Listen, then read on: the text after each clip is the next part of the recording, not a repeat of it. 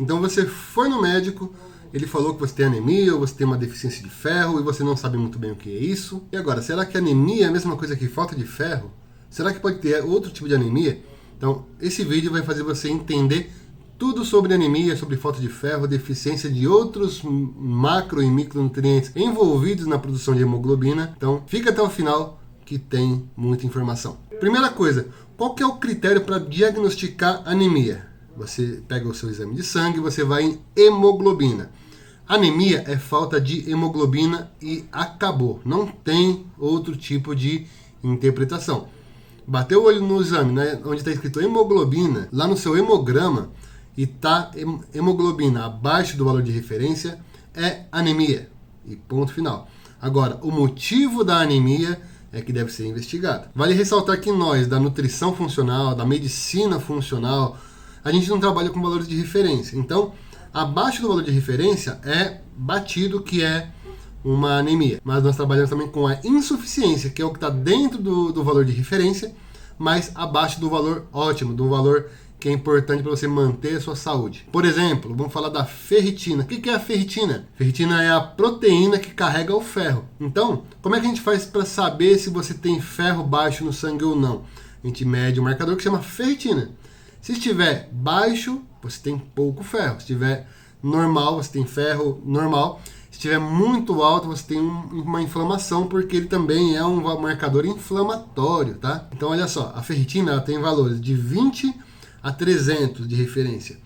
Mas temos estudos já que abaixo de 50 se demonstra a insuficiência. E a insuficiência de ferro afeta outros organismos que não a hemoglobina do sangue. Porque temos outras proteínas dependentes de ferro, chamadas hemoproteínas. Mas voltando aqui a falar do hemograma, qual que é o valor de referência para homem e para mulher? Você olha lá na frente do seu exame e vai ter os valores de referência, mas a nutrição funcional trabalha da seguinte maneira. Olha só, mulher tem um valor de referência menor do que o homem, porque ela menstrua e perde sangue. Mas agora, se ela não menstrua, não tem muito motivo para você ter essa diferença. Então, para homens e mulheres abaixo de 13,5 já é bandeira vermelha ali para você ficar atento com deficiência de alguma coisa, tá? Mulheres menstruando ou grávidas abaixo de 12,5 ali por causa da hemodiluição e por causa da perda de ferro. Mas como que eu sei, né? Como é que isso é investigado? Por que chega nisso, né? Como é que pede esse exame? Por quê? A pessoa geralmente vem com queixa de cansaço extremo, de falta de fôlego, falta de energia. E a hemoglobina, que é a proteína dentro da hemácia, lembra, ó, o sangue é um líquido branco cheio de células vermelhas, por isso que ele é vermelho. Essas células vermelhas chamam-se hemácias. Dentro dela, ela carrega proteínas que chamam hemoglobina. Dentro da hemoglobina carrega ferro, e o ferro é o que liga o oxigênio. Olha só, vai de fora para dentro, vai diminuindo cada vez mais, que é como fazemos o transporte do oxigênio. Ou seja, tem pouca hemácia, tem pouca hemoglobina, tem pouco ferro, tem pouco carregador de oxigênio disponível, você não consegue captar muito oxigênio. E as células são dependentes de oxigênio para funcionar. Então, falta de fôlego, falta de energia, indisposição, queda de cabelo, unha fraca, tudo começa a perder a função. Mas o que causa a anemia? É deficiência de ferro? Nem sempre. A hemoglobina é uma proteína que carrega oxigênio e tem ferro.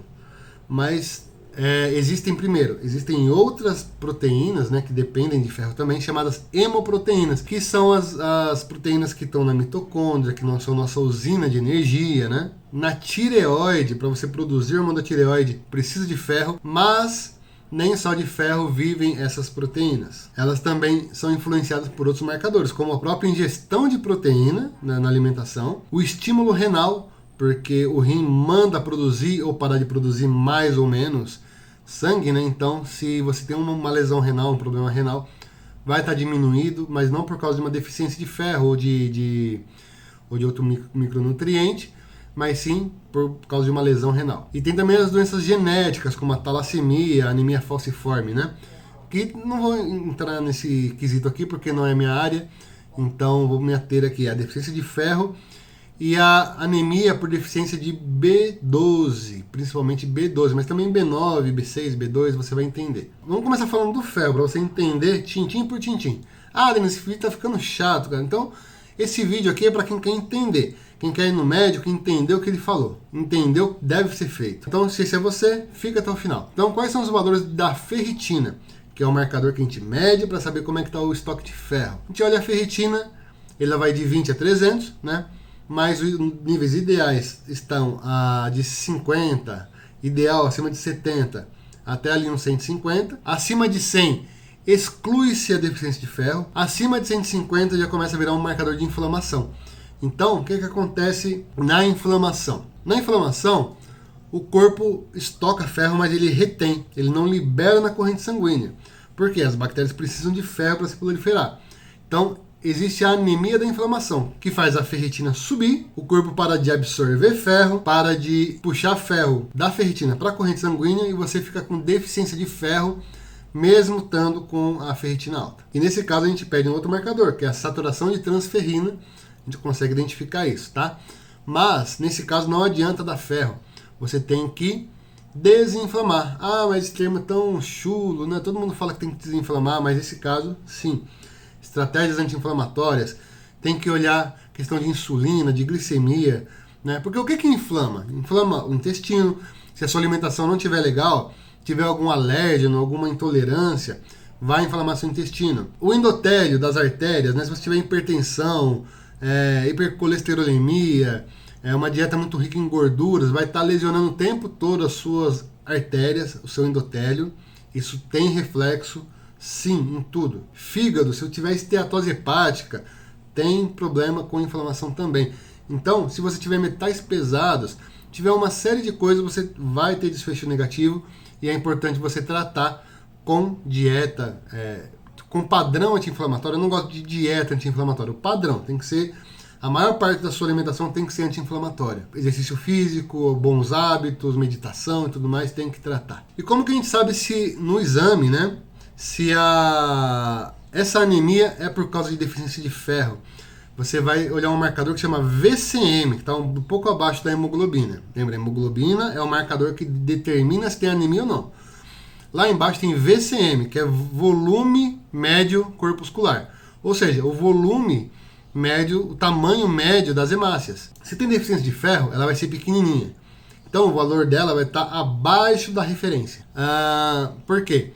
A proteína, ela precisa de ferro. Se não tem ferro, não produz a proteína. E ela vai sendo enchida com cada vez menos proteína. Então ela é uma célula pronta, mas tem pouca proteína dentro. Então, isso você identifica deficiência possivelmente por falta de ferro. Aí você vai investigar ferritina e tudo mais. Mas ela pode estar grandona também, que é a anemia macrocítica. E por que isso acontece? Deficiência de B12, de folato, de B6, B12, mas principalmente B12. Por quê? B12 é a vitamina que falta para quem é vegano, por exemplo, que está só nos produtos de origem animal. Primeiro ponto, se você não consome produtos de origem animal, você provavelmente tem deficiência de B12. Segundo, a B12 precisa de um fator intrínseco para ser digerido e absorvido, que é uma proteína que o estômago produz. Se você é bariátrico e se você já está acima dos 60 anos, você produz menos ou nada desse fator intrínseco e você, por mais que você suplemente e tudo mais, você não consegue absorver, beleza? Então você tem que fazer uso da suplementação, preferencialmente via sublingual. E como é que eu sei se ela é grandona? Olha no VCM, o valor vai estar acima do valor de referência. Mas lembra que esse VCM é um volume médio. O que acontece se eu tiver deficiência de ferro e de B12? Vai estar uma pequenininha e vai estar uma grandona. Ou metade pequenininha e metade grandona. Concorda que o volume médio vai ser normal? Porque se eu tenho um monte pequenininha, um monte grandona, na média elas estão normais. Então por isso a gente tem um outro marcador. No seu exame, na mesma coluna ali do hemograma, tem o RDW, que é o marcador de variação do tamanho, porque elas têm que ser mais ou menos iguais. Se tem muita discrepância do tamanho entre uma e outra, vai acusar no RDW e você vai saber que tem microcíticas e macrocíticas na mesma amostra, beleza?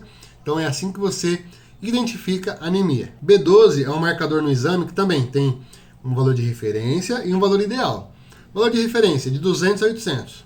Nós trabalhamos com acima de 500, pelo menos, né? Tem estudos mostrando insuficiência abaixo de 500. Não quer dizer que você vai ficar doente se tiver abaixo de 500, mas vai faltar B12 para outras coisas importantes. B12, inclusive, ela atua na metilação, que é um fator importante de proteção ao câncer, tá? Então, manter seus níveis adequados, junto com o B9, que é o folato, B6 e B2, são muito interessantes. E como é que eu faço para subir o ferro? Lá ele, né? Pessoal, brincadeiras à parte, tá? Vamos falar como é que a gente faz para voltar os níveis séricos de ferro. Quais são as principais fontes de ferro? São as proteínas animais, né? As fontes animais, porque elas têm um ferro que é um ferro M, ferro hemo, um ferro que ele é absorvido mais facilmente, tá? Tem as folhas verdes escuras, algumas leguminosas. Tem ferro também, feijão, né, grão de bico, lentilha, tudo mais, tem ferro, mas é um ferro menos biodisponível. Por isso é importante que você consuma junto com uma fonte de vitamina C, que vai ser importante para fazer a oxidação desse ferro, para ele ser absorvido mais facilmente. Lembrando que o ferro compete com zinco, com cálcio, com cafeína, com uma série de coisas. Então, se você for suplementar, suplemente um pouquinho longe da sua refeição, para não ter essa competição entre os minerais, tá? Mas e se tiver que suplementar? O médico, né? O médico não é minha área, ele vai colocar ali pelo menos 100 mg por dia de ferro elementar, ou fazer a infusão sanguínea, né? Via endovenosa, que é uma forma muito interessante de trabalhar. Nutricionista pode ter um limite de prescrição até 45 mg, então é o que eu passo. 45 mg por dia, de um ferro quelado, né? E tem que ser 45 gramas de ferro elementar. Por quê? Ferro quelado tem o ferro e tem o quelante. Se você não mandar prescrever o ferro elementar, ele vai pesar o ferro e o quelante juntos. Então vai ser 45 miligramas dos dois. Eu quero que só de ferro tenha 45 miligramas. E aí com o quelante vai dar lá 100, 200 miligramas, não importa. O importante é o ferro, tá? Então eu sempre coloco na receita ferro, 45 miligramas de ferro elementar, quelado, beleza? É isso aí. E a B12 também, ela é obtida por fontes animais, exclusivamente, né? E pode ser suplementado. A melhor forma de suplementação nesse caso é a via sublingual. Você manda prescrever ou compra na farmácia, coloca debaixo da língua, beleza? Então, bariátricos, é muito importante fazer a sua suplementação. Quem é idoso, geralmente é bom avaliar se tem insuficiência e fazer a suplementação, se for o caso. Veganos devem fazer a suplementação profilática, por garantia, para garantir que não vai ter deficiência, beleza? É isso aí, pessoal. Se você gostou desse vídeo, manda para alguém que você acha que precisa saber disso e curte, né? Estamos começando agora. Curte nosso canal, se inscreve, deixa o like aí, compartilha esse vídeo com quem você acha que pode ser beneficiado, beleza? Me segue na outra rede social lá, ou em todas elas, @NutriDenisGarcia. Valeu!